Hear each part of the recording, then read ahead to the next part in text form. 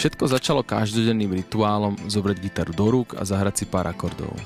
Časom sme pochopili, že rituály sú síce krásne, ale dokážu byť ešte krajšie, keď sa stanú spoločnými, keď ich máme s kým zdieľať.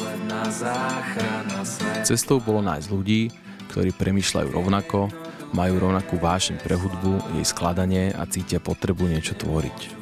Založili sme kapelu a vytvorili si tak našu vlastnú malú komunitu. Každý z nás je síce individualita, ale naše rituály ostávajú spoločné. Skúšky, koncerty, kapelné dovolenky, cestovanie, turné, festivaly. Nie je to len absolvovať, ale tešiť sa z toho.